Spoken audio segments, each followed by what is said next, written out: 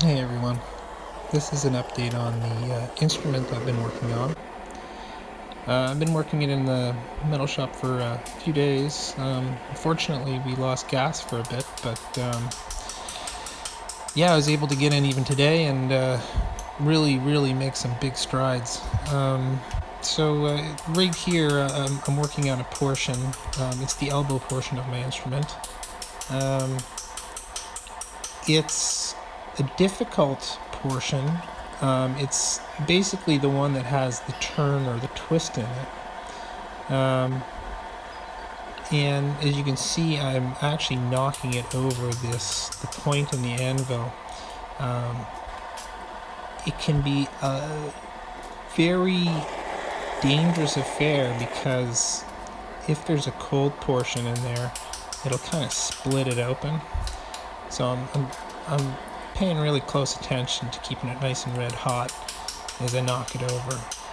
And as it's heated, it actually expands, and every time I hit it, it'll cool. So what'll happen is it'll actually get stuck on the anvil if I am to be a little bit late removing it. So I got to keep it nice and red hot while I work it. As you can see here, I'm just kind of opening the end, flanging it outward. And again, this is just showing you the temperature. I'm knocking the edge down. Again, this makes it so that it doesn't grip onto the anvil as much. And yeah, so now here you can see I'm rotating it. This is another little technique, just to kind of clean the edge up so that I don't have to do so much work. And here I am just dusting scale off the top of the anvil. You don't want to knock, scale and carbon into the surface of your work. So yeah, and okay. See, now I'm working on two pieces. The smaller piece in there is going to be the mouthpiece. I felt comfortable enough to start working two pieces. It's basically just more or less time consuming. You don't have to wait in between heating this way. So, just really paying close attention to the gauge.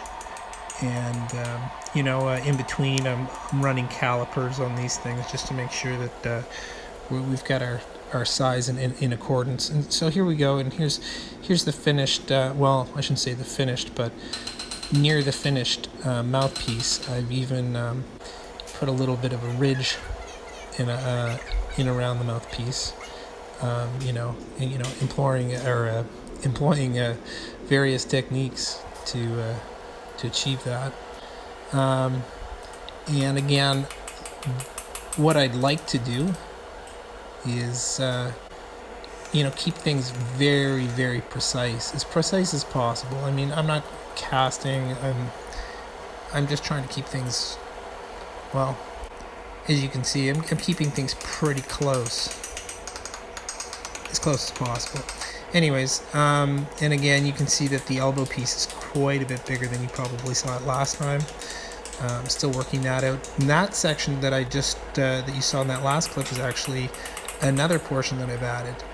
That portion is going to actually lead into the elbow portion. Here it is again. And it is going to, basically, I'm working its diameter to the size of, well, the top of the elbow piece, right? So here I am, and I'm working it so that it's a very gradual, it very gradually tapers out. I'm just paying really close attention to how far I work the material out, the gauge of the walls, and I'm also paying close attention to, am I making it too thin? Because if I run it too thin and I go to temper at the end, I face, the possibility of having, the work crack, right?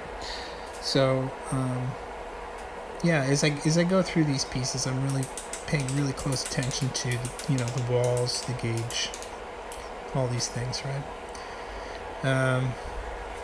And at this point, like I said, it's far less time consuming in terms of waiting time. This is all working time because as soon as I finish hammering one, I throw it in, and as it heats, I'm ready to grab another. It's red hot. It's actually just perfect, right?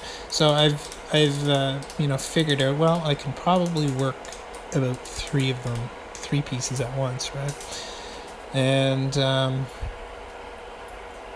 so basically I'm just running back and forth here. Here's the mouthpiece again, and again I'm working at the center of the mouthpiece tapering it in, and then out towards the mouth.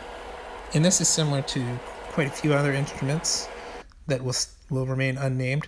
And here I am. I had a mask on at the time, but I'm just indicating which portions are going where. I've lined them up with the mouthpiece far right, just showing that the pieces that still remain to be added to it. But as you can see, the portion to the left would be the end where the noise will be coming out of, and then as you make your way to the right, that would be your elbow, and so on and so forth. Just stay tuned.